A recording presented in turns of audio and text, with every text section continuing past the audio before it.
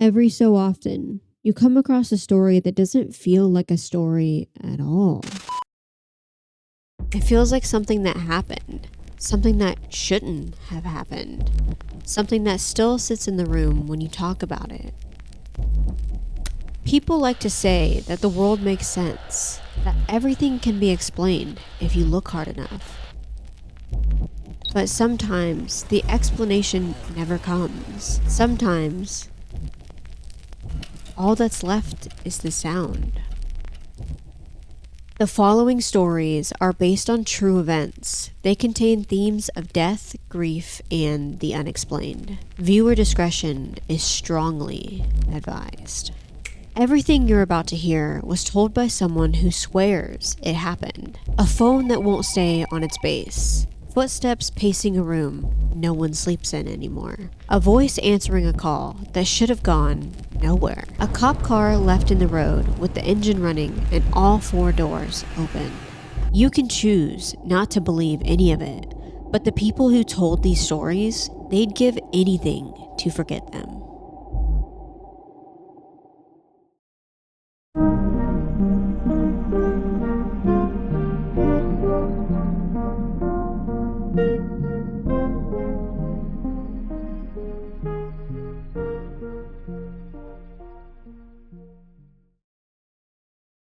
I saw hooded figures in my old high school and nobody believes me.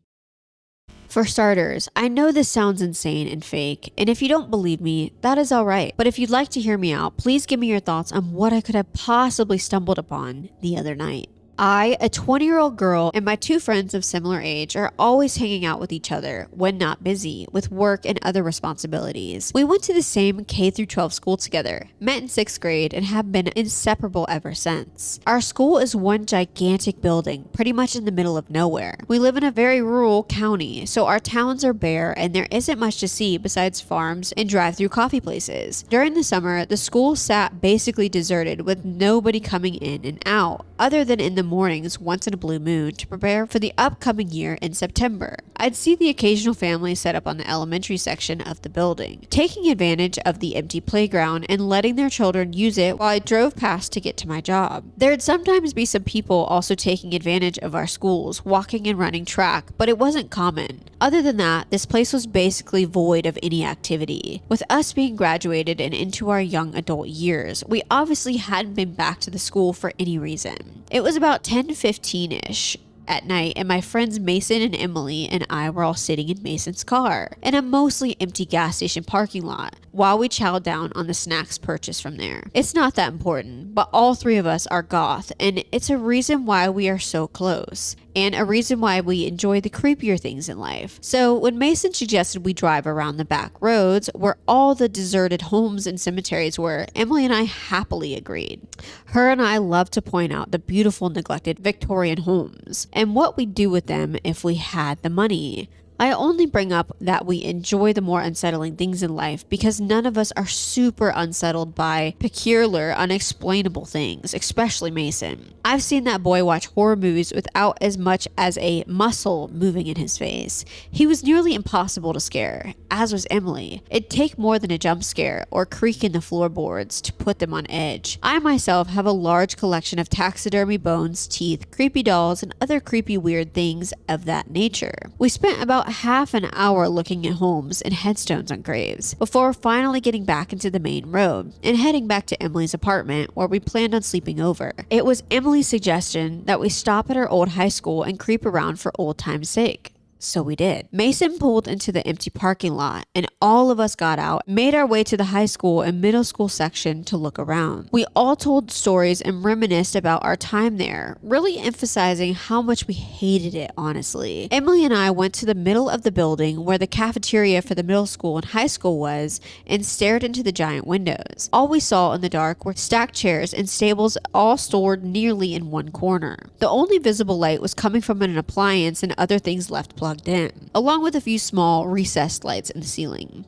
Mason had gone to the other side of the building to peek into the window of our old home room, which he thought nothing of since we live in a safe for the most part area. Amongst all the posters, I saw one on the wall of the cafeteria about nutrition and other things. Something below them suddenly caught my attention. An intense dark crimson red color fabric caught my attention in the low light. When I realized the cloth was covering a human figure, it was impossible to tell if the person was a man or a woman from where we stood, but I knew it was a person. A person wearing a dark red cloak, and they were just standing there, arms sticking straight out at their sides and with their head aimed toward the floor. They had a hood over their head, so I saw no face. I was scared shitless, immediately feeling my stomach churn with dread unease. I instantly regretted wearing a tight corset that day. It didn't help with the dread caused pressure in my gut. I shook Emily's shoulder while I whispered to look. She was confused, but went silent as she saw what I had been talking about. "What the fuck is that?" she whispered to me, not taking her eyes off the hooded person. Our horror and curiosity was interrupted and worsened when we suddenly heard Mason yelling for us, and his footsteps fast approaching as he ran along the side of the building to where we were. We couldn't tell what he was saying, but stood up from where we crouched. Suddenly, Emily screamed, grabbing my arm so tightly I felt every one of my fingertips pinching my veins. The shriek that came out of her was like nothing I heard before from anyone, just pure fear. She began dragging me away from the window, and it was only when I looked up as I was being pulled away that I realized the hooded person was standing right behind the glass. They had their heads still tilted down, pushed against it, and I still could not see their face. I too began to scream and scramble to get myself upright and running. Like I said, we're all goth and for some reason insist I'm wearing black dresses that are far too long, so I'm tripping, trying not to stumble over my dress and platform boots while we sprint to Mason's car. Emily is in tears by the time we get in, and Mason peeled out the parking lot so fast the tires spun and squealed on the pavement. We sped down the empty main road, still freaking out, repeatedly yelling, "What the fuck? What the fuck was that?" And after a few minutes of incoherent rambling, Mason finally gets out what he had been trying to tell us at the school. He explained he turned on the flashlight on his phone and angled it into the room he was looking into, and saw 3 people lined up facing against the wall, also wearing those long hooded red cloaks. I was feeling sick at this point and honestly worried I was going to throw up. I told them that we needed to call the police to tell them people might have broken in, but they pointed out how we were doing something sketchy. Not illegal, but you have to realize we are the only goth people in town, full of people who live by God, guns, and country. And we had serious doubts that they'd believe us, let alone be on our side. And who's to say they wouldn't try and say it was our doing? My only guess is if they were some kind of cult or something, but what were they doing in the school? We all still went home to our planned sleepover, but none of us got any sleep that night. We spent a few hours talking about it, deciding if we should report it or even tell anybody. Mason thought about calling the school and reporting a possible break-in, but Emily told him it was pointless. I'm not sure how to summarize what happened. I told my family, but they think I'm just being dramatic and trying to scare my younger siblings. I was in near tears before my parents half-heartedly validated my concerns and just told me to not worry about it and to just not go back to the school. I haven't gone back to my old high school and I never plan on it again. This is screaming cult to me, but you never know. I don't know what it could be. The only thing I can think of is a cult. It's a witchcraft or something, because the cloaks and the everything kind of, a typical cult. So it gave me chills. Ugh, that's making my eyes water. I don't like that. I'm so easily scared, so I know I would have shut my pants on this. And you guys go to school there? Maybe they were putting a curse on the school. I don't know. Maybe they were practicing for a play next year. I don't know. Sounds like it's a cult. Something demonic, something not good. Let's see what people are saying. Commenter, that's so freaking creepy. Do you think the person you and Emily saw was actually a human being? Sounds very demonic to me, especially if it was pressed to the glass and you still couldn't see their face. I agree. OP responded, I do think they were people. I only didn't see their face because of the hood over their head and how far their head was angled toward the floor. Okay, somebody had the same thought as me. Maybe your town has some sort of crazy cult. OP responded, it's definitely a possibility, but if so, then I truly did not see that coming. Everyone in my town is either very religious or just anti anything remotely different or unusual. I'm mainly wondering what they were doing and why they were inside a school. Not to be super critical of OP, sounds like she's very young, but just because you live in a town that's the majority something doesn't mean that there's a little bit of something else. Great example. I lived in Utah. It is known for its Mormon culture. It's run by Mormons. Let's be real. Everybody and their mother is a Mormon. You would say things that normally in any other states, you'd be like, what the hell are you talking about? What is a mission? What do you mean you went on your mission to so-and-so? There, it's just like normal talk. But there is a huge, huge population of goths, of punks, of just normal, non-religious people. It's more common than not. But a lot of people don't know that. They just assume everybody's Mormon because it's run by Mormons, and that's kind of the way the cookie crumbles, you know? But you would be very surprised. You would. There could be some cult activity that you just don't know about because people are bored. You're in a rural area. Come on, you're in a rural area. There's nothing to do but probably drugs and cults.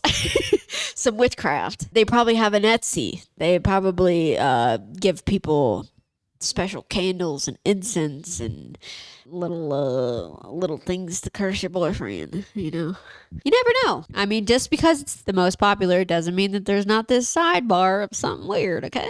There's usually a sidebar. Usually. Because you never know what goes on in your town. You really don't. You could have vampires you don't even know. Saying that they are real, you know. I would love to know if they're real. They're probably not. I'll never get to meet one. What is the scariest thing you've ever seen in your life that you can't explain?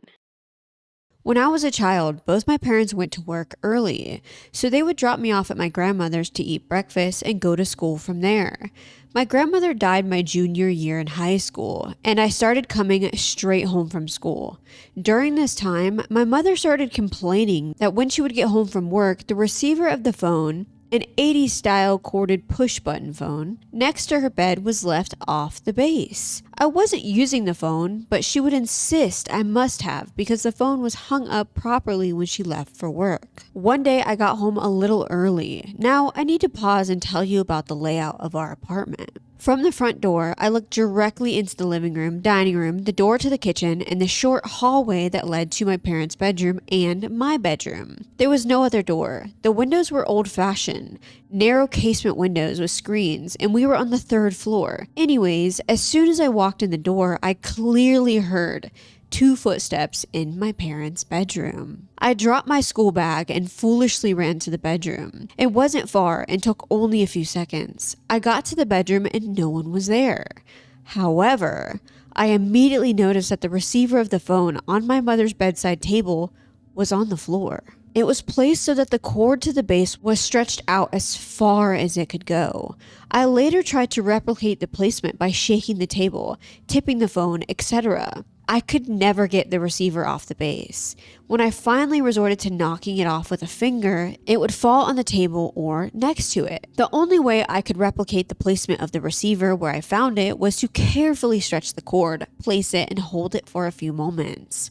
It could not have gotten to that spot by accident.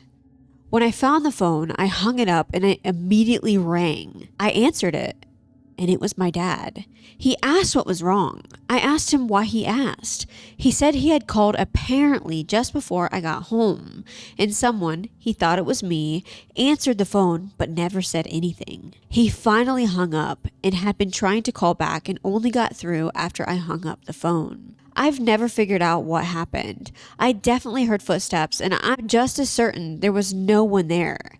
No one went by me, the windows in the bedroom were not disturbed, and my parents had too much stuff under the bed and in the closet for anyone bigger than an infant to hide in either spot. Also, after this, my mother never found the phone disturbed again. Well. Oh, fuck that. That's really scary. I hate stuff like this, especially with phones. You know, I've read some in the past where people get text from the deceased shortly after they die and they just kind of disappear from their phone. Oh, I hate it. Whenever I hear stuff like this, I think that somebody being around doing a little spooky haunting. They just haven't found their placement. Because I truly believe that when you die, you don't stay here. I don't know. They say unfinished business or whatever. I don't really know, but it seems kind of like you either don't know you're dead or it's demonic. I don't really know. I don't know enough about it. I've seen enough dead people, but I just don't know what happens to them. You know what I mean? This is so scary. I would think that this is a ghost, somebody messing with me. Although the windows weren't disturbed, that doesn't mean that. I mean, you're on the third story, so it's not like they could go out the window. I mean, my only explanation is a ghost. It's a ghost, a demon, something. Or you have a Frogger and maybe there's like an attic placement in that room. So I have no explanation. You need a priest.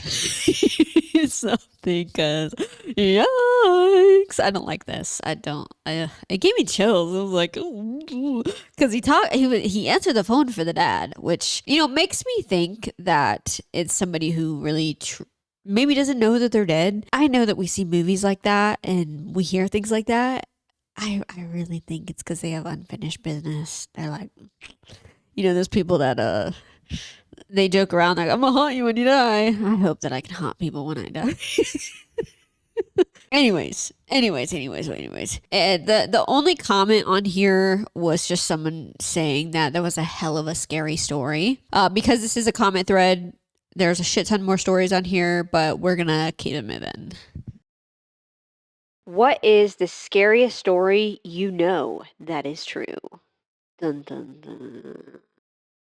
This might make me sound like a weirdo, but so in my mid-20s, I started a new company with a lovely boss lady. She was awesome, and soon feelings developed between the two of us. We started dating, obviously on the down low. She was early 40s, so a pretty good age gap. We dated for about 3 years, and I won't bore you with the details, but things did not work out.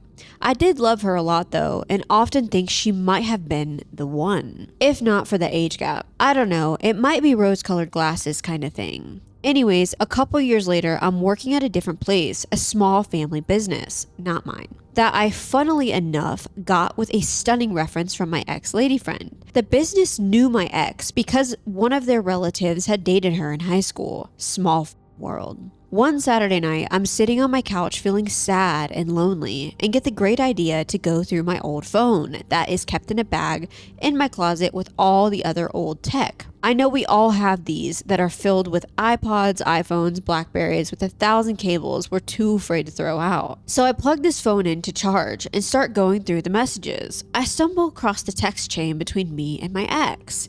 I start to reminisce, and sure enough, I find a pic of her in a bra and think, well, that will do for the night. I know, pathetic. Monday morning arrives and I head into work. The office lady comes up to me and was like, hey, did you hear about Jessica? The fake name I'm giving my ex, obviously. And I was like, how the fuck did she know I was creeping? So I responded dumbly with, Jessica? From my old job? Who I used to date? As if she didn't know who we were talking about. Haha. And she was like, yeah, Jessica passed away in her sleep over the weekend, and the police found her on a wellness call after she didn't show up for work. I was stunned. I must have been looking at our old text combo either hours before she was going to die or possibly as she lay there dead in her bed. I couldn't help myself and told this to the office lady. She told me shivers just ran up her spine. I have no idea why I chose that night after 2 years to go through my old phone and fixate on my ex. It was just something kind of calling me. Recently I went into a deep dive that I kind of regret on CIA documents, and I'm probably going to cover it here, but it was basically how they proved that time travel is possible, but not in the form that we all think. Us as a whole can't time travel, but mentally they proved that with meditation and things like that, you can jump back, jump forward. And they prove that in various ways. And that also means that the past, the present, the future is all parallelly happening right now. It's all happening at once. And I fucking hate that. So all of your memories are currently happening. That's probably the scariest thing I'll tell you on this whole thing. Terrifying. So with that being said, I'm not just saying that to say that. I feel like your intuition, or when things like this kind of arise and you're like, huh, and you start thinking about somebody, I think it's because of this. I really do. I think it's because it's all happening at the same time, and subconsciously you can feel it. You probably felt that Jessica had passed and you were mourning her before you knew you were actually mourning her. Oh, I hate it. I hate it. I hate it so much. I'm going to have to cover that on here, but this document fucked me up, y'all. It really did, because it's one thing to time travel, but it's a really hard thing to grasp that it makes sense why we have intuition, why somebody's thinking about us or talking about us, or when you have memories, you can feel them so strongly, like nostalgia. Sorry, I'm going to go on a rant for a second. Like, nostalgia is a hell of a drug. And I really think that when you're feeling nostalgia, you know those videos, oh my gosh, the internet has been flooding them on my timeline lately. And I have this hunch that when somebody is severely depressed to the point of being, wanting to off themselves, it's a feeling similar to how you feel nostalgia, but accelerated in all the time. It's not just because these videos, they emotionally just, I hate it. I'm like, man, if I even felt a quarter of that feeling all the time, oh God, my heart goes out to anybody who is clinically depressed. It really does. My heart goes out to you, because I can't imagine that. I have so much pity for people who are actually like soothed. I really do. And then maybe because of my father, but I also, my heart really goes out to you, because it's a lot. And I'm sorry, I just got really off track, but I said what I won't say. Let's just go to another one, because again, this is on a Reddit thread, so there's not really relevant comments. It's just other people talking about their experience, but there is this one comment I'm going to read. I suspect premonitions of death are more common than most people realize. Had quite a few experiences in my family. That again goes with what I said. A premonition, a feeling, a gut feeling, because it's all happening at the same time. Thank you, CIA. Fuck you. Another commenter, this will be the last one. For whatever reason, I kept hearing music the night my great-grandfather and grandpa passed, maybe 6 years apart, but I don't remember anything the night of my other grandfather's passing a few years ago. It was something classical. My brain wants to say it was 16 tons, but I don't know that song at 14 and later learned it was one of his favorites, so something of the variety. Yeah, that's so strange. When my father passed, there was certain songs that he liked, like Eric Clapton songs, and they'd come on the radio more often than not. But that could also go into when you're buying a car, or you just bought a car, or somebody's talking about certain things, you start to see it more because you're kind of noticing it more. It could have been on that same realm, but that's just me being devil's advocate. I think it's a little weird. I really do. My horror story as a tow truck driver. I was a RTTO, registered tow truck driver, for about 2 years. It was a great job. Pay was good, lots of overtime and on-call shifts. I got into the career because of shows I watched as a kid, like Highway Through Hell. So when I got the chance to go in the field, I jumped on it. The first month was good. I learned a lot of experience and new skills. Part of our job as RTTO was emergency calls with police and fire for crash scenes and impounds. So we saw a lot of tragic stuff, DUI fatalities, hit and runs, non-DUI fatalities, etc. The job can be very very emotionally and mentally draining and can mess you up if you're not careful. However, there's another kind of aspect to the job not a lot of drivers talk about: the paranormal, odd stuff, or calls that unsettles you. Almost every tow truck driver has experienced it. It was a snowy, cold November night in 2023. We didn't get a lot of calls that day, so I was just chilling at the shop for my on-call shift. The night was going very slowly. We hadn't gotten any calls for hours, so I lay down for a bit, not expecting to get any calls for the night. Then all of a sudden, I get a call for a broken down Washington State patrol car off the dirt road. It wasn't too weird for me since I have gotten a few calls like it before, so I hop in my flatbed and drive up to the call's location. The directions took me a good 30-ish minutes outside of the city to the mountains on I-90.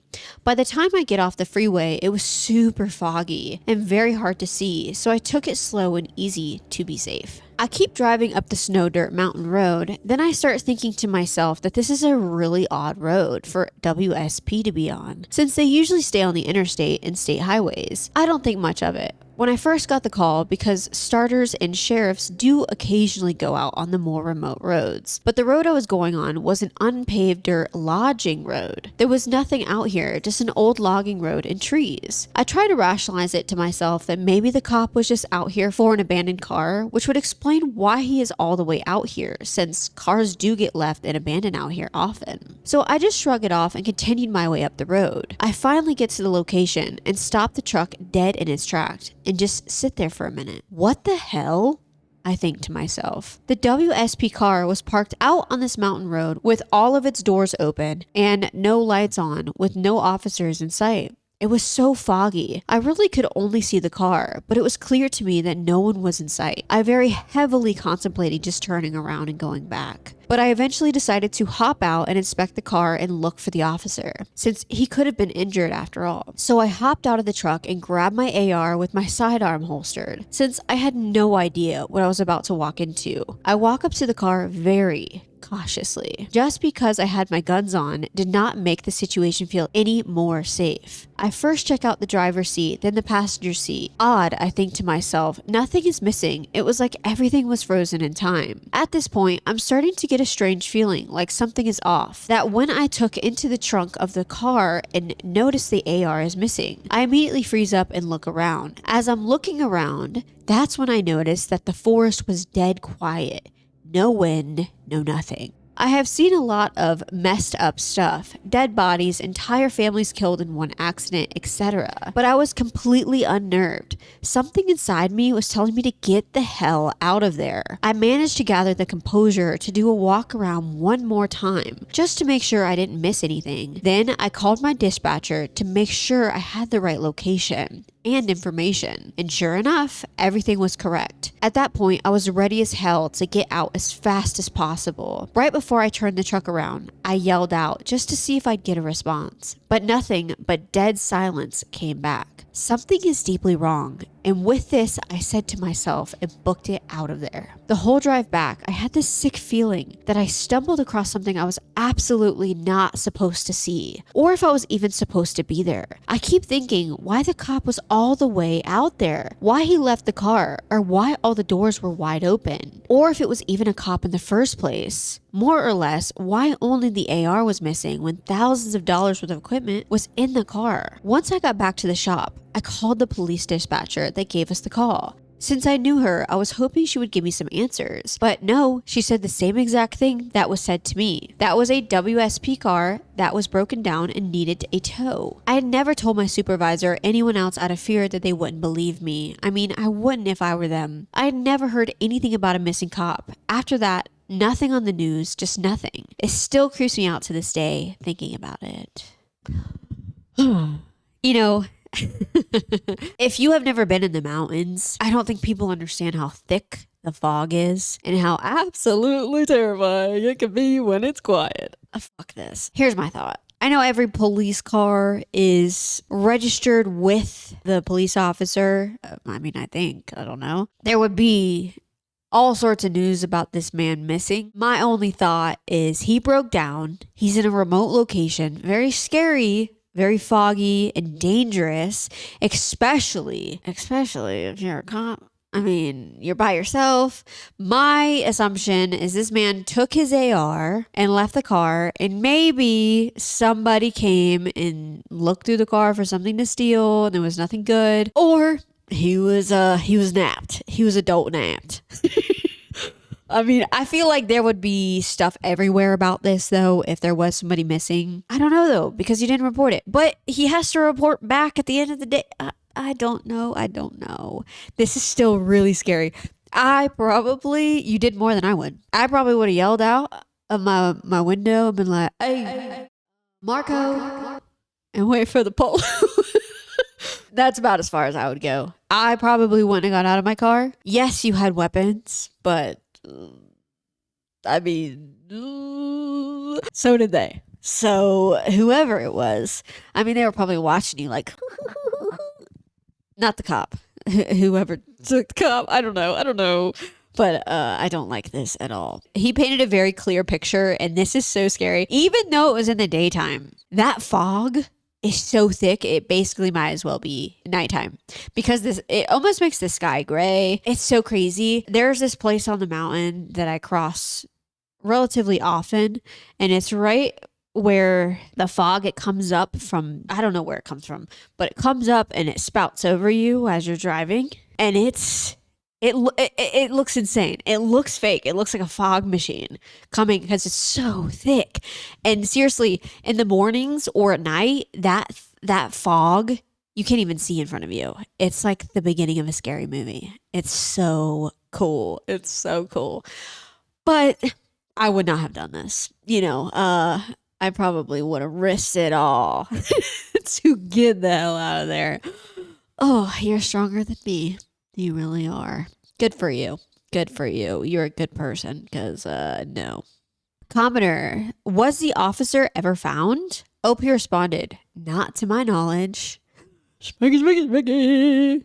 Commenter, where in Washington was this? OP responded, all I can say for my safety and privacy is Western Washington. Commenter, maybe the police officer took the AR so it would not get stolen. Very strange. See, that's kind of my thought too, is he's like, I'm in a bad area. I'm in the middle of nowhere. I would assume that the service was spotty because a lot of the times in rural areas, the service is pretty spotty. And he's like, I need to get out of here. I mean, grab my gun and skedaddle. Let's go. I'm an undertaker and something happened. I love that term. I want that job just for that term. I'm an undertaker. Ooh. Something happened, and I've always been skeptical. Until today, I am an undertaker, and I have been for the past 8 years. I've always been skeptical when it comes to the afterlife, especially the paranormal. But today, something happened that I cannot explain. I was cleaning unclaimed ashes out of the funeral home where I work.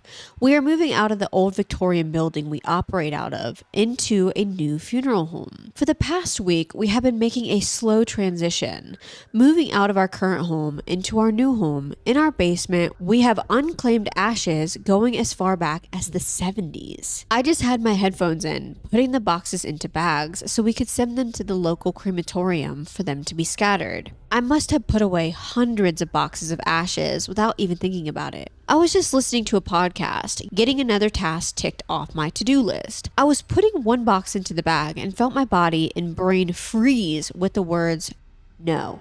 But I didn't hear anything. It's hard to explain what I felt. The best I can explain is that my own free will had gone, and I was ordered to stop what I was doing. I stopped immediately and put the box of ashes in my hand onto the table. On closer inspection, there were 2 boxes I was going to put in 2 separate bags, one small box and one normal size one. Let's just say for privacy reasons, one box was labeled Hannah Williams.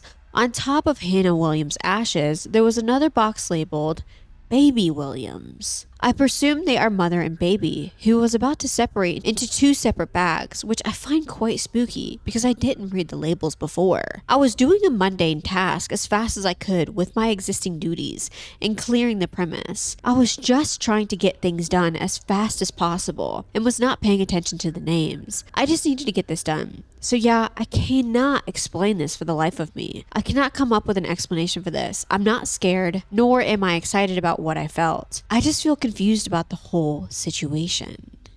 That was her speaking from the other side, because she's like, don't you dare separate me and my baby. I swear to God, I'll come beat you up from the grave. That's actually really sad because I don't know if I read that correctly, and maybe I'll hear it differently if not when I'm editing, but these are unclaimed ashes. Oh, that's so sad. Mother and baby unclaimed. You know, I hate this. I don't know how to explain this. I really don't. There's not really an explanation for this because there's not, I mean, medians, of course, but there's not really somebody that comes from the other side and lets us know, like, hey, this is what happens. And we see them in the flesh and blood. Because a lot of people are skeptical because it's not tangible when people tell you about afterlife. I've told this story before. Like my mother, she was pronounced when she was 5 years old. She claimed that she went through hell and she went through the tunnel of heaven. I've seen shows on this as well, and I've seen them with her. And they kind of explained the same exact shit when it comes to the tunnel of heaven, which this is a little different because this is about a woman who came and was like, do not separate our ashes. Maybe there is something to be said about separating bodies when you bury them, when you cremate them, whatever, because people want to be buried with their loved ones. Shoot, I would want to be buried in the same grave. I want to be, just put us all in the same box. Me, my dogs, and everybody. Just put us all in the same box, the whole family. I'm kind of joking. But I feel like this was somebody coming from somewhere else. This was probably Williams coming and being like, hey, we're going together. Or it was your autopilot that kind of saw it, glanced at it, and your brain was like, oh, don't separate those. One of two things. I don't know. Okay, you guys, I'm not a death expert. I'm not a death expert. Commenter, to me, this is a very powerful illustration of the continuation of consciousness after physical death. Mom didn't want her remains separated from her child and firmly told you so. Simply and profound as that. I agree. I do agree. I think she came and was like, don't make me fight you, please. Commenter, kind of worries me that any of us would even care what happens to our remains after we're dead. I would much prefer to believe that our remains seem totally irrelevant at that point. Maybe for those of us who move on after death, it is irrelevant, and for those who refuse to move on, it means everything. When it's my time, I'm saying yes to that light. I'm moving on to whatever there is because everything I hear about these don't move on, it's never good, and they never seem too happy about hanging around. Check out the Tibetan Book of the Dead. It's nearly an entire religion just making sure that you know how to die and move on properly. It's pretty interesting. No. Okay. I'm glad that you think that way, but there is religions like Western Brazil or somewhere, you know, they believe that is actually an insult to not eat your dead after they're dead. There is a lot of tribes that are uncivilized. There's a lot of culture beliefs that you have to eat your dead in order for religious practices, or whether it's for respect or whatever the case may be, or just to eat them. So I'm just saying, everybody has their own view about what happens after you die. And it's more of a respect thing. To not care about what happens to your body, sure. But if you have this firm belief that if you don't take certain precautions and do certain things after your death, or you're not going to get to where you need to go, you should probably do it out of respect, whether you believe in it or not. Anyways, commenter, when I had my near-death experience, I didn't care about my body remains or even my family and friends I would have left behind. They weren't important in that way anymore. Still, I'm glad I had a choice and I chose to come back. I almost froze to death, lost on a mountain when I was 14 years old. Like I said, it's not... I know that funerals and things like that is mainly for the living. It's not really for you. It's for them to cope, to move on, to be content with your passing. But again, if you have religious beliefs, if you think that certain things have to happen after your death, they better do it. Okay? Don't be a little selfish, Sally. Okay? Okay. Let's keep it moving. What is the creepiest real life story that you know that still sends chills down your spine? Title: Dead Kid in the Backyard. We lived in a small ancestral compound. My family, relatives, and some tenants. We get along pretty well. The early 2000s, we used to just hang out in the living room watching those Filipino telenovelas while me and my cousins play cards in the corner. It was a tight-knit community. So there was this one tenant, a student. We call her Mary. She was kind of aloof, but weeks before the accident, she acted weird. She rarely came out of her room, just kind of distant and blank. My mother used to check on her, how she was, how her school went, what's bugging her, and other stuff. I can vividly remember that day. Man, it was around 2 in the morning. Me and my cousins watched our uncles prepping the pigs for the next day event. My mom would go in my room and scold us to sleep since it's past midnight and suddenly there's a scream. A dead infant in our backyard. It was fucking horrible. She was strung with her own umbilical cord, broke her neck, and stuck a mop head in her mouth. That poor child's throat was destroyed to an extent that was put inside the clear plastic bag and was bloody and messy. My mom would take us in, but I glanced at that poor baby hanging near our dirty kitchen. I'll never forget that image. I will never forget that image. It was Mary. We realized it was her by the blood trails toward her room. She was afraid of her parents knowing she got pregnant, got depressed, and probably not in the right mind at that time. The next morning, her parents are there, police, paramedics. I believe she was taken to a psychiatric facility. It was kind of a hazy memory, but still remembered the up details. The creepy part is days after that, I heard them talking that my mother was haunted by the child. It was an old house. We had a big ass built-in cabinets, and she sometimes hear a cry inside her wardrobe, small footsteps and cracks, and the vision of a child inside the plastic bag in the hallway. We didn't understand why it's only my mom. We all left the compound months later. Oh my god, dude. It blows my mind that you can be so scared of your parents that you do some shit like this. What? I don't care what mental state she was in. Fuck this bitch. That was a disgusting read. That makes me fucking sick. That's disgusting. She tortured this baby. It's not like she just... Oh, God. I hope she rots in prison. I really do. I have no words. I want to throw up. When I was 14, I was admitted to a psych ward for a 72-hour hold.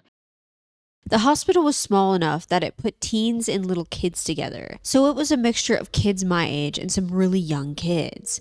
Anyway, there was a boy there around 5 years old. I kind of felt bad for him. He was really shy and nervous, and sometimes parents would just claim their kid was crazy to avoid taking care of them. So I thought he might have been one of those kids. He was coloring in the main area, so I sat down and asked him if he knew why he was there. He pulled the lollipop out of his mouth and said, "I stabbed my sister in the eye with scissors." Like he was telling me about the weather. I still think about that kid sometimes. I really hope he gets help. Okay. This actually reminds me of that also, that is very unfortunate, of course, that goes without saying. This reminds me, this one time I was in jail. I know, I'm such an upstanding citizen. And there was this woman in there. They had me in the felony block. I don't have a felony, you guys, okay? But I was in the felony block. Everybody's saying why they're there and blah, blah, blah, blah, blah. And at this point, this isn't really relevant to the story. I didn't really know if and when I was getting out. But it got to this woman, and I'll never forget this because she did not give a shit. She was like, Oh yeah, I'm probably gonna get like 5 to 10 years. I was at the bar with my friends. We were getting drunk, having fun, and then these girls started arguing with us. And of course, I'm not gonna take that. She was like not remorseful at all, and she said, in the middle of the fight, it was like 3 against 3. It was a very even fight. She takes off her high heel, her, as she said, stiletto, and she started using it as a weapon. And she decided to put it through this woman's eyes. Plural. Both. And the woman lost both of her eyes. She was like, yeah, I felt a pop. And I was like, whatever. And I just did it again.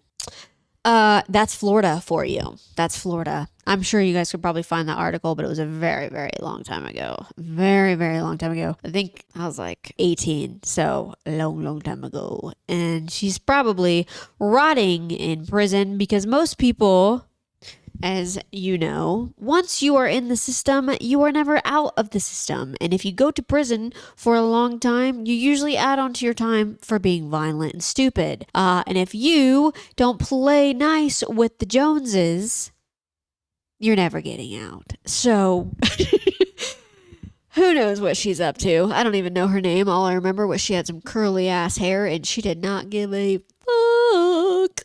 Anyways. My aunt died in March 2011. I was staying at my dad's house during that time because he had died in December 2010, 3 months before his younger sister died. I was staying at my dad's house while I and the rest of the family prepared to sell his house. As my aunt's health declined very rapidly during those 3 months, I first visited her often at her house. But then she had a stroke in early March, so she was taken to the hospital. I then visited her daily for a few days. I would feed her and bring her magazines and read to her from them, and just generally talk to her. One day I brought her some pudding for her favorite restaurant, but she couldn't eat it. She was fussing and distracted, so I put the pudding away and just sat there, watching her, asking if she wanted me to read something from the magazines I had brought. She ignored me, her eyes shut. Suddenly, her eyes flew open, and she looked into the corner of the room and said in a loud voice, "Oh look, there's John." John was her deceased ex-husband who had died in a house fire years before. She then went back to sleep. The next night, when I was just sitting with her, no pudding, no magazine, she was once again apparently sleeping, but she suddenly opened her eyes and with a look of absolute terror, screamed, "No, no, no." She raised her arms up high, waving them like she was trying to ward off horrible demons. She then slowly calmed down and went back to sleep. I have no idea what horror she saw the night before she died, but I hope I only see people who have died before me and who are helping me to pass into heaven, like her ex-husband, John, not some monstrous evil thing. There's a bunch of these videos that are going around of showing people before they passed and them like grabbing for stuff and talking to things, and it's almost like they see into the afterlife shortly before they die, and I don't know what they see, but it gives me chills. The fact that she was screaming no, it could have been maybe she's not ready to go yet. I hate to think that something demonic was trying to pull her, but she did see her ex-husband, which, given the things that I've heard about demons and things like that, they like to pretend to be your loved ones. And I don't know that when you die, you could get tricked into going to a bad place. Like I said, I'm not a freaking death expert, okay? I'm just trying to level with these people because I don't really know. It's terrible to think that your loved one went somewhere sour, but you never know. I mean, they may not go anywhere. They might be here with you right now. But I will say, I would never roll the dice of putting one of my loved ones in a bad place by playing the Ouija board and trying to talk to them. 9 times out of 10, you're going to talk to a demon pretending to be them, but why roll the dice, okay? I know you really want to talk to your loved ones. I would pay so much money just to hear my dad's voice one more time, but I ain't trying it. Nope, nope, nope. I ain't risking anything for that biscuit. No. Something visited my house while my dad was on his deathbed.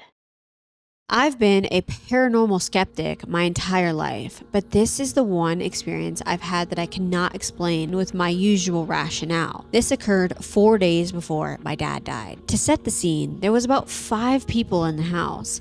My dad, who was comatose and near death at this point, and my mom, who have a bedroom upstairs, and then me, my brother, and my granddad, who all have bedrooms downstairs. That night, I was up late in my bedroom, and around 2 a.m., I hear the very distinct sound of a human footstep in the hallway outside my room, followed by the hallway light clicking on and off. I clearly heard the sound of the light switch and saw the light from under my door.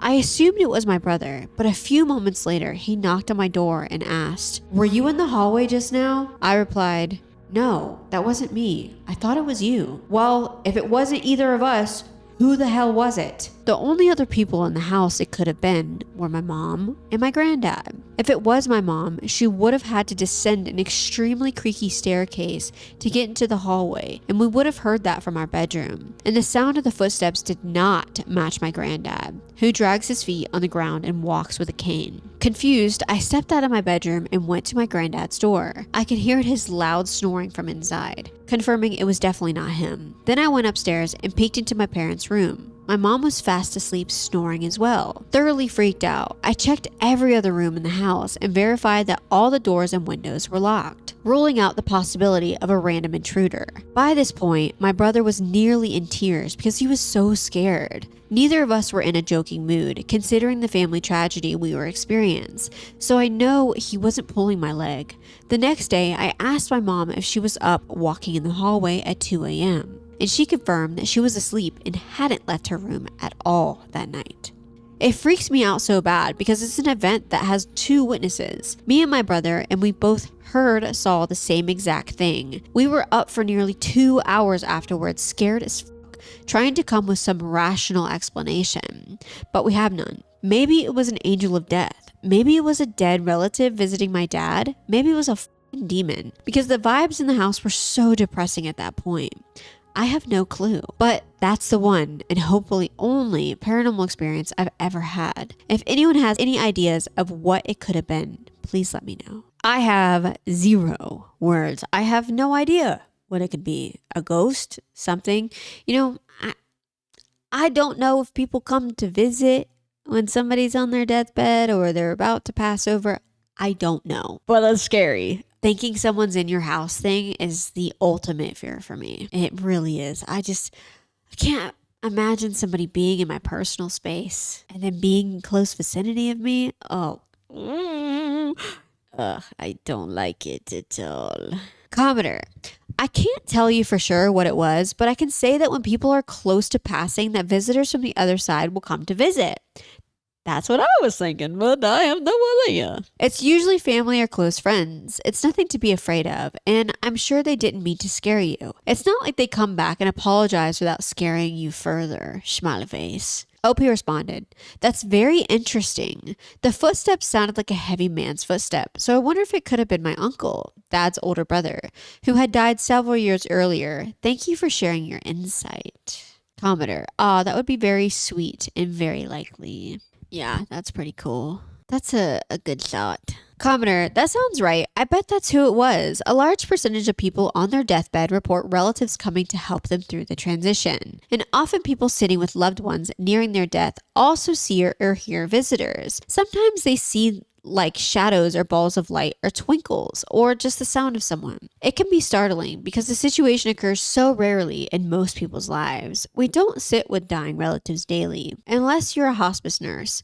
Hospice nurses report the same thing, but since they're used to it, they understand the visitors are there to comfort and assist. I hope you and your brother will find comfort in knowing your granddad isn't alone during the transition to spirit. He obviously has loved ones who have stopped what they were doing in spirit to show him love and support as he prepares to pass. If he wakes up and you're there before he passes, as some folks do, and he talks about someone coming to see him or tells him he's getting ready to travel, go on vacation, etc., you'll know it's almost his time. And I have to say, holy crap, you're brave to go looking through the house for a possible intruder. Not me. I'd be barricaded in my room until morning. OP responded, "It was very scary. I did bring my pepper spray with me while I was checking the house. If there had been an intruder, they would have gotten a full face of mace."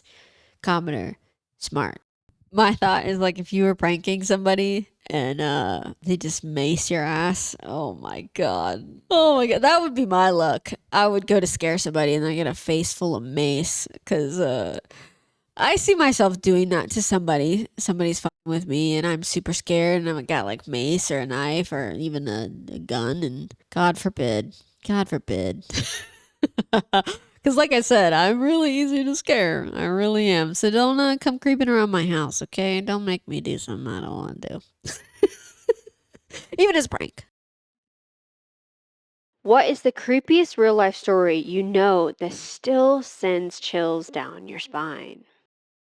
Ghost story time. Both my brother's mother and stepdad can attest to this experience we all shared as well. When I was quite young, around the ages of 6 to 8, we lived in a very old and creepy 2-story house, together with some of my stepdad's friends being roommates because the house was so large. The room I stayed in was on the left at the top of the stairs and had no door. My brothers both staying in the room across from me. The stairwell itself had a door at the top and bottom that I would close on my way to bed every night because it made me feel a bit safer. Anxious little kid. The previous owner of the house, our great uncle Earl, had committed suicide in the house in my bedroom. Family never told me that until I was older, but it made everything make more sense when I found out he had hung himself above where I slept every night. Starting around 10 to 11 p.m. every night, without the door at the bottom of the stairwell opening, we would all hear loud footsteps slowly climb the stairs that would cease until about 4 in the morning. They would walk up to the top into my room, then restart at the bottom. It was absolutely fucking terrifying. And even typing this out evokes the same bone-chilling horror that makes me want to tear up. I feel like my gut has been punched. Every single night for years of my childhood, I'd heard those steps. My brothers did as well, as mama and stepdad and my youngest would say that he'd see people in the house at night, which was also fucked. We think he might have been extra sensitive to the spiritual stuff. Out of curiosity, one night I opened the top door of the stairwell and turned the light on to see who was coming up the stairs. And there was absolutely no one or anything in front of me. And the footsteps had stopped when the light came on. I bolted back into my room, hid under my covers just to hear them begin again at the bottom. It got to the point where my mom would yell, "Go to bed, Earl," when he was feeling extra active and reliving his final moments over and over. And crazily enough, they would stop when she yelled. As a family, we all share this fear and fascination of ghosts and the afterlife, having lived in such a place. The house was burned down in a controlled burn to make way for suburbs, and I went to the rubble and grabbed a couple scorches of bricks as mementos. I will always and forever believe in ghosts now. First off, why did you get that room? Your parents knew what happened in there. And did I read that right? They didn't even give you a door? Yeah, had no door. So you had to be scared and have no door. There is a sense of security when you shut your door when you go to sleep. I don't care what anybody says. It makes you feel a lot safer. And then the fact that this is haunted by your uncle constantly reliving hanging himself is absolutely terrifying. And in your bedroom, are you... I'm like, Mom, you gotta be fucking with me. You have to be. There's no way you made me sleep in there as a kid. Because I don't care what anybody says. Kids are so sensitive and open to this type of stuff. I feel like there is something as you grow older that makes you not as prevalent to see these things, to hear these things. And kids have this like special sense. Parents are fucked up for that. They really are. I know moving isn't an option. It's really an unrealistic option for most people. But I don't know. I don't really care about living somewhere where someone had died. I mean, my mom still has my childhood home that my father passed in. And it's no biggie because it's family. But it's no biggie anyways. I would buy a house for a discount if somebody died in it. I don't care. But I don't know. I'd feel a little weird about sleeping somewhere where it happened right above where I sleep. It's a little weird. You know, it's a little strange. Not cool, Mom and Bob. Not cool. Commenter, your parents heard everything and still made you sleep alone in that room? That's what I'm saying. He responded, there were many nights of me and my brother staying in bed with our parents out of sheer terror. After a while, it became normal for us to deal with the sound in a very unsettling way. More power to you. It's just crazy. That's really that's really the only relevant comment that we have on this. But yikes. Let's keep going. Unsettling grandma. Hey, it's my first time writing anything like this, so bear with me. This happened around a year ago when I was 19, before December. I was chilling at my house when suddenly someone rang our doorbell, so I went to answer it with my father. Before our door, a poor grandma around 80 years old stood there, holding like 3 heavy bags full of groceries. She quickly spoke up as she asked if we have a car, which we replied we don't, and asked why she needed one. She said that she had a heart problem, did not take her medicine, and that she was feeling dizzy. I offered to call her an ambulance, but she said she did not want to annoy them, and that she had already asked a bunch of people, who just laughed her off. I had some time before my boyfriend came from his work party, so I told her to wait a second, that I would escort her home. I grabbed a coat, some shoes, and nearly dead phone and went with her, only telling my father that I'm going out. Mind you, it was now around 8:30 p.m. She started telling me how she feels sick while I carried her heavy bags, and told me that she lives at the bottom of the hill that we have here. So we walked together, but she stopped every few meters to take a breath, as she was around 80 years old. After like a half an hour, we got to the bottom of the hill, but suddenly she said she lives way more up. I thought, okay, but the hill was connected to a forest, and the lighting there was poor. So on the left, you only saw dark forest, and on the right, a few houses. As I dragged her bags up the hill, she kept on making stops every few seconds, and the more she made them, the more I started to feel paranoid. My phone was almost dead, and some creepy noises were coming from the forest. After almost another half hour of listening to her stories about her life, she started to make weird remarks. Every time I looked into the forest, she kept on telling me not to look since there's nothing there. Only animals. Not weird, right? But she kept on saying something about her rich neighbor, that she wants to murder her and must not see us together or he would shoot us. The more we walked up the hill, the more sick I felt. Then we finally made a turn into a dark alley without light as she slowly dragged herself against the railing. She forced me to duck my head, even turn off my light, telling me that the neighbor will murder me. The closer we got to her gate, the more roomy and abandoned it looked. It was around 9:30 p.m. when we got to her gate that she chained up at the bottom. She did not allow me to use my light to release the chain, but I was so stressed out that I just did it my way anyway. The door opened as I peeked into her overgrown garden full of trees, not even seeing a house. It was dark and she told me to go deeper in, but carefully, as it had no path and tree branches were in the way. After a few meters, suddenly, a large man with unkempt beard and hair came out, greeting us and introducing himself as her son, as he started to lay down small candles near the trees to light up our way. I felt like throwing up as I started to fear for my life, feeling like I was walking into some sacrificial ritual, lol. After the man excused himself to grab more candles, I just made an excuse to the grandma that my mom is calling me and quickly made my way towards the gate as she was telling me something. But I was nearly pooping my pants there, so I just banged the gate behind me and took off running, peeking behind myself every second as I was thinking the man would be sprinting after me. After getting down the hill and into my house, it was already around 10 p.m. Her house is like a 20-minute walk from my house, but her stops every second made it longer. When I got home, I realized that my father did not bother telling my mother I went outside. So when I told her what happened, she freaked out as literally no one knew I went out for more than an hour. Not even my boyfriend, other than my father. My grandma was probably mentally ill, but damn, it was so darn creepy.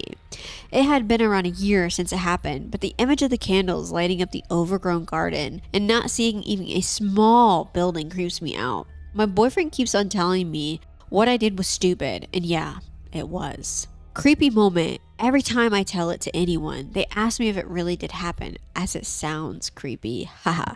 Very stupid, OP. I'm glad you're alive. Never go anywhere with a stranger alone at night and you didn't tell anybody. You probably should have been like, hey dad, I'm going with this weird grandma. Okay, if I'm not back in say an hour, call somebody. Cause I probably did. I know she's an 80-year-old woman. I know it, but you know what? They use something that would give you sympathy to catch you off guard, to swoop in. They could have been wanting to kidnap you, murder you. Somehow, you finally listened to your freaking gut and you hightailed it out of there. Which, I say that I would have dropped the groceries and ran, but I know, I probably wouldn't have. But I know for a fact I wouldn't have even left my damn house. But sorry, no. Call a taxi. Call an Uber. Call something. I can't help you. And I know people of different ages can do different things. But I've met some 80-plus-year-olds that are healthier than a lot of people I know my age. I'm telling you. I worked for this surgeon that was 83 years old. His goal was to die in the operating room. This man was a fucking magician in the OR, okay? And I would not be surprised if he is still doing that today in his 90s. I would not be surprised. I really wouldn't. And he was healthy as a horse. He had a hunchback, He was shorter than me. Cutest little old man ever. But you never know. Just because somebody's old and looks incapable, you'd have no idea what they're capable of. This man did jujitsu or something. He did some sort of fighting shit every morning. So you have no idea. Okay. And this lady, she could have been the distraction. And girl, you walked into bushes. It's like you were asking to die. There were so many cues where you should have been like, I gotta go. Actually, I gotta go. You're on your own. Here's your groceries. I gotta go. Like I said, in this situation, I know you'll feel shitty. I know you'll feel bad. You'll probably think about it all the time, especially if the woman ends up getting hurt or has a heart attack or something of that nature. Sometimes you gotta be the bad guy. You gotta be like, I'm so sorry. I can't help you. I can't. If it was me, I probably wouldn't even answer the door, but I probably would have just opened my people and been like, it's 8:30 at night. 8:30. It's not like it's 6 o'clock and it's bright. It is dark out, no matter daylight savings time or anything. 8:30 anywhere is dark unless you're in Alaska. Okay? So don't be knocking on my door at 8:30 at night. Okay? I know you're 83, you ain't got a job, but some of us do. Okay? Oh man, that was very stupid. I'm so glad that you did not get or taken or something. Girl, come on. And why didn't you ask your boyfriend to come with you? Have somebody come with you. If you're going to do some stupid shit like this, I would have been like, okay, we're going on a field trip. Family outing. Let's all go. Come on. All right. Commenter, this honestly sounds like a potential ambush kidnap. There were major red flags already from the grandma, such as her appearing on your doorstep, denying any public service to help her out, claiming to be sick and feeling dizzy, yet able to walk, and even telling you that there's nothing in the forest. It seems that there's a possibility that someone was following you in the forest side, with the grandma taking these short stops to signal the follower where they were heading.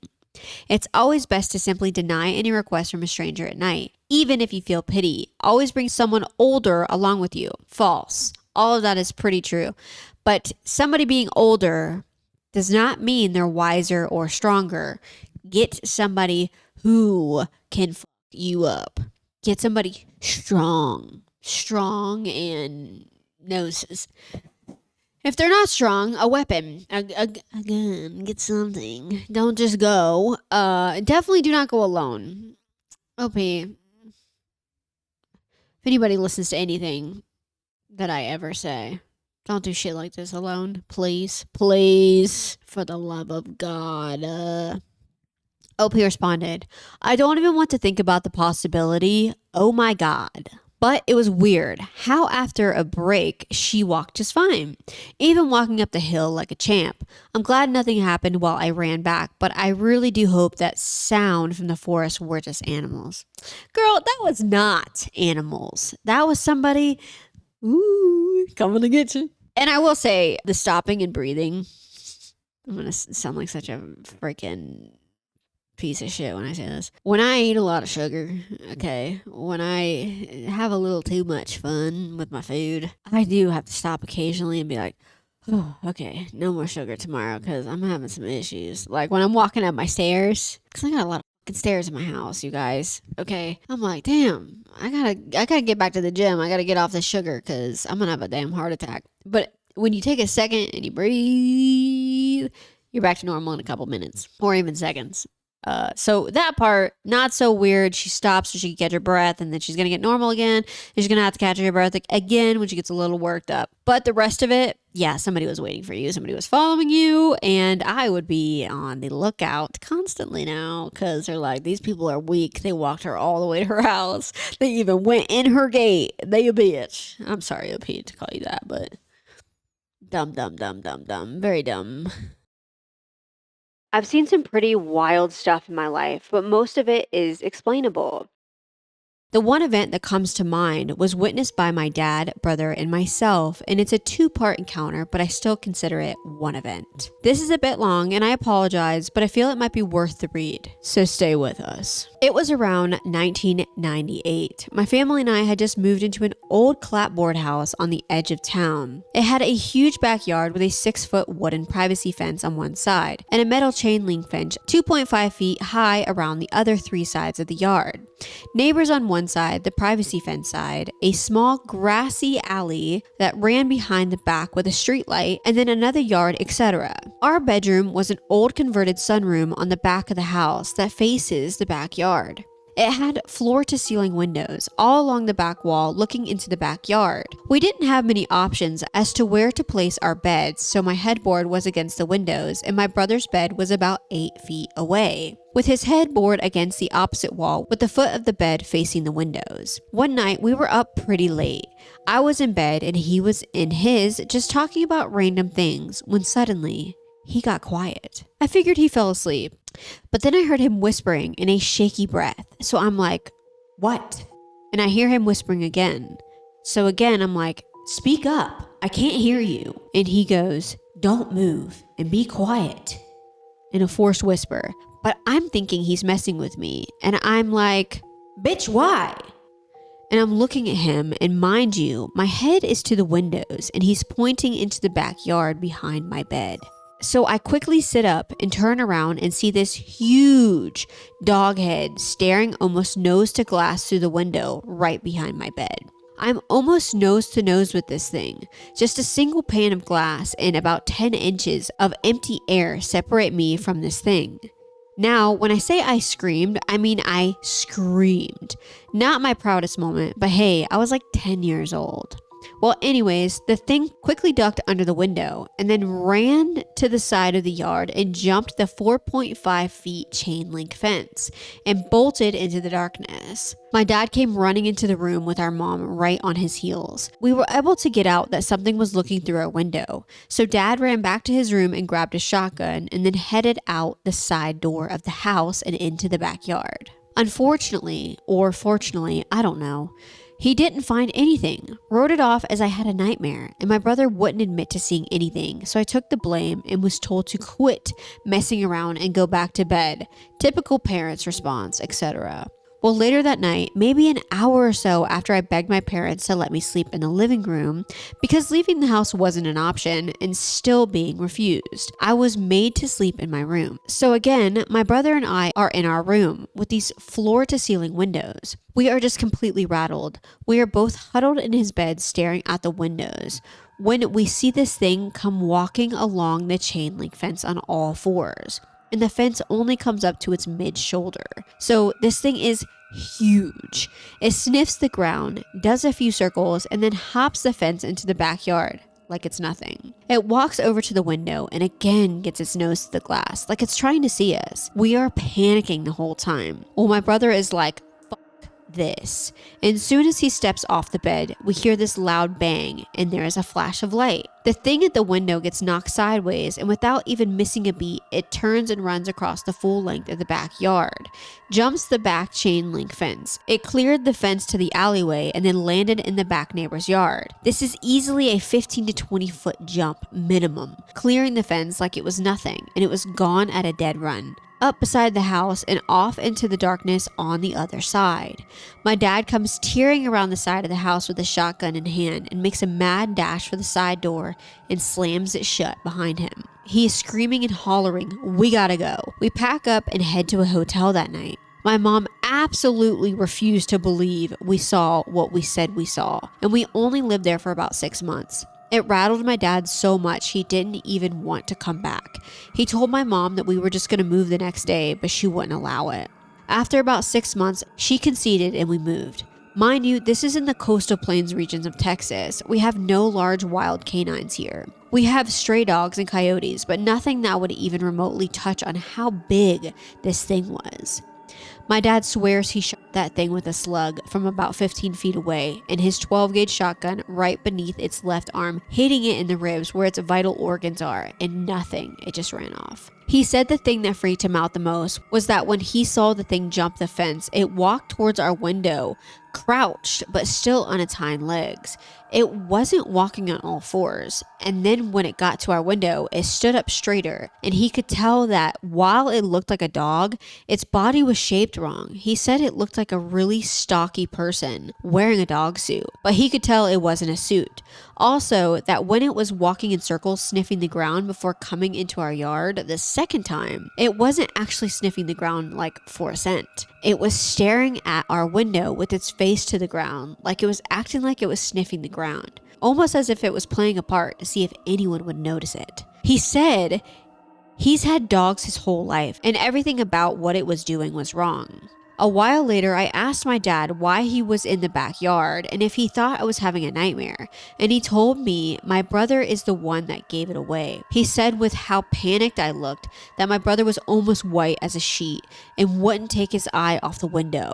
He said your brother has never looked so scared and never been one with making stuff up. So after going back to his room with my mom, as he was laying there thinking about it, he decided that if my brother was as white as he was, then he had to have seen something. So he grabbed his gun in case he had to scare some creeper out of our yard, and figured he was gonna go through the garage and out by the far side of the house and sneak to the corner to see if someone was peeking in our window and if someone was actually messing with us. He never actually thought we saw a huge dog looking thing, just that maybe with it being dark outside and us being kids with overactive imaginations, maybe we just mistook something as something. But when he saw that thing come up the side of the fence and with the street light in the back alley lighting up the backyard, he saw it and it freaked him out. He was gonna creep back inside until it went to our bedroom, and he said as it stood up, he just got the instant feeling of dread, like something was gonna happen to us.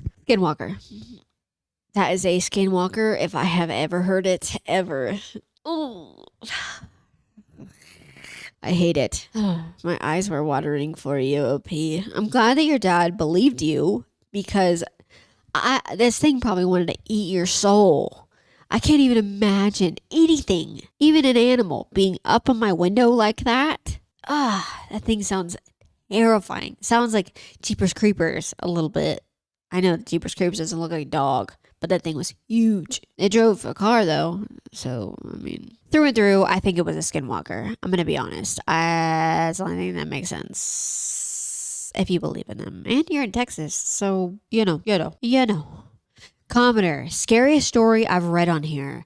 Have you ever found any photos of what it looked like? What city in Texas? OP responded, not going to give the city, but I will say southwest of Houston, Texas. OP responded, as far as pictures, there are the typical photos of werewolves, skinwalkers, etc. But none of them exactly fit what we saw, but some do come pretty close. Commenter, what kind of dog face was it? Was it more wolf or dog? Like close to a German Shepherd, big skull, size of a human or bigger? Normal eyes? Did you see teeth? Wish you could draw it or post a pic. I'm picturing the werewolves in the Howling.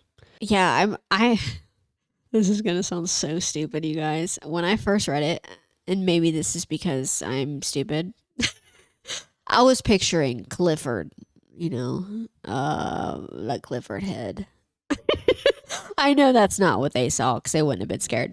It was, I'm assuming like werewolf type face, not like Clifford. Commenter, wonder if it was a bear that lost all of its fur to mange. No. Nice way to make it feel better, but no.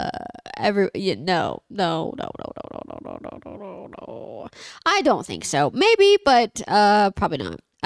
This thing seemed calculated. The way that they explained how it stood, the way everything about it seemed like almost human, demonic, but not animal, but also a little animalistic, but not fully animal. Because if it was a bear, bears don't hunt humans. They'll eat them, but this seemed like a hunt more than anything, and that's why I think Skinwalker. Anyways. All right, everybody. Thank you so much for watching. Don't forget to like, subscribe, comment, whatever you want to do. It's all up to you.